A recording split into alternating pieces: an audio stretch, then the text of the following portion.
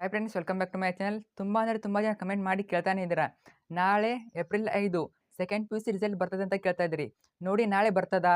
ಬಂದರೆ ಎಷ್ಟಕ್ಕೆ ಬರ್ತದೆ, ಯಾವಾಗ ಬರ್ತದೆ ಅಂತ ಕಂಪ್ಲೀಟಾಗಿ ಮಾಹಿತಿ ಕೊಡ್ತೀನಿ. ಮಿಸ್ ಮಾಡಿ ವಿಡಿಯೋನ ಕೊನೆಯವರೆಗೆ ನೋಡಲೇಬೇಕು. ಕೊನೆಯವರೆಗೆ ತಪ್ಪದೆ ನೋಡಿ. ಬನ್ನಿ ಇವತ್ತಿನ ಈ ಒಂದು ವಿಡಿಯೋನ ಶುರು ಮಾಡೋಣ. ಅದಕ್ಕಿಂತ ಮುಂಚೆ ಹೊಸದಾಗಿ ವಿಡಿಯೋ ನೋಡ್ತಿದ್ದೀರಾ ಅಥವಾ ಚಾನಲ್ನ ಇನ್ನೂ ಕೂಡ ಯಾರು ಸಬ್ಸ್ಕ್ರೈಬ್ ಮಾಡ್ಕೊಂಡಿಲ್ಲ, ಮರೆಯದೆ ಎಲ್ಲರೂ ಚಾನಲ್ನ ಸಬ್ಸ್ಕ್ರೈಬ್ ಮಾಡ್ಕೊಳ್ಳಿ. ಯಾಕಂದ್ರೆ ನಿಮಗೆ ರಿಸಲ್ಟ್ ಬಂದ ಮೇಲೆ ನಿಮಗೆ ಸರ್ವರ್ ಸಮಸ್ಯೆ ಬರ್ತದೆ. ಅವಾಗ ನಿಮ್ಮ ರಿಸಲ್ಟ್ ಚೆಕ್ ಮಾಡ್ಕೊಂಡ್ರೆ ಬರೋದಿಲ್ಲ.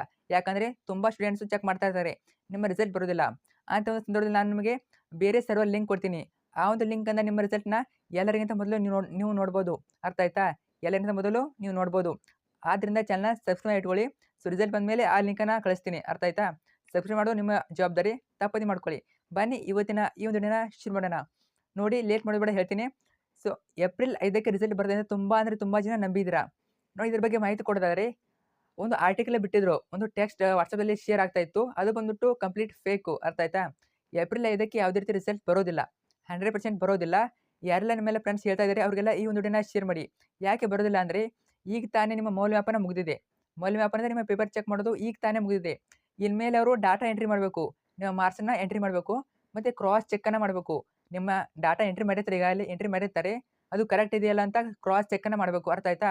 ಅದಕ್ಕೆ ಸುಮಾರು ಒಂದು 4-5 ದಿನ ಟೈಮ್ ಬೇಕು. 4-5 ದಿನ ಟೈಮ್ ಬೇಕು. ಆದ್ದರಿಂದ ನಾಳೆ ರಿಸಲ್ಟ್ ಬರೋಕ್ಕೋದು ಚಾನ್ಸೇ ಇಲ್ಲ. ಅರ್ಥ ಆಯ್ತಾ?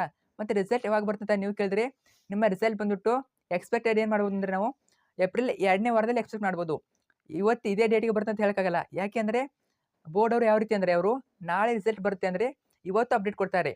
ಫಾರ್ ಎಕ್ಸಾಂಪಲು, ನಾಳೆ ರಿಸಲ್ಟ್ ಬರ್ತದೆ ಅಂದರೆ ಇವತ್ತು ಮಧ್ಯಾಹ್ನ ದಿನ ಅವರು ಅಪ್ಡೇಟ್ ಕೊಡ್ತಾರೆ. ಅರ್ಥ ಆಯ್ತಾ? ನಾಳೆ ಇಂಥ ಸಮಯಕ್ಕೆ ನಾವು ರಿಸಲ್ಟ್ ಅನೌನ್ಸ್ ಮಾಡ್ತೀವಿ ಅಂತ ಕೊಡ್ತಾರೆ.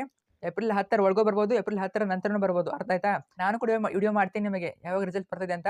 ಸೊ ನಾಳೆ ರಿಸಲ್ಟ್ ಬರ್ತದೆ ಅಂದರೆ ಕಂಪ್ಲೀಟಾಗಿ ಮಾಹಿತಿ ಕೊಡ್ತೀನಿ ನಿಮಗೆ, ಯಾವ ರೀತಿ ಚೆಕ್ ಮಾಡೋದು, ಮತ್ತು ಸರ್ವರ್ ಲಿಂಕ್ ಕೂಡ ಕೊಡ್ತೀನಿ. ಅದರಿಂದ ನಿಮಗೆ ಎಲ್ಲರಿಗಿಂತ ಮೊದಲು ಚೆಕ್ ಮಾಡ್ಬೋದು. ಮಿಸ್ ಮಾಡದೆ ಚಾನಲ್ನ ಸಬ್ಸ್ಕ್ರೈಬ್ ಇಟ್ಕೊಳ್ಳಿ.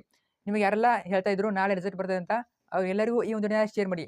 ತಪ್ಪದೆ ಶೇರ್ ಮಾಡಲೇಬೇಕು. ಅವ್ರಿಗೆಲ್ಲರೂ ತಪ್ಪದೆ ಶೇರ್ ಮಾಡಿ, ಮತ್ತು ಉಳಿದರೂ ಕೂಡ ಶೇರ್ ಮಾಡಿ. ಯಾರೆಲ್ಲ second P U C exam ಬರೆದಿದ್ದಾರೆ ನಿಮ್ಮೆಲ್ಲ ಫ್ರೆಂಡ್ಸು, ಅವರಿಗೂ ಕೂಡ ಶೇರ್ ಮಾಡಿ. ಸೊ ನಾನು ಕೂಡ ವೇಟ್ ಮಾಡ್ತಾ ಇದ್ದೀನಿ. ನಾನು ಕೂಡ second P U C. So ಆದ್ದರಿಂದ ನಿಮ್ಮೆಲ್ಲ ಫ್ರೆಂಡ್ಸ್ಗೆ ಶೇರ್ ಮಾಡಿ. ಧನ್ಯವಾದ. ಯಾರು ಕೂಡ ಟೆನ್ಷನ್ ಮಾಡ್ಕೋಕೆ ಹೋಗಬೇಡಿ.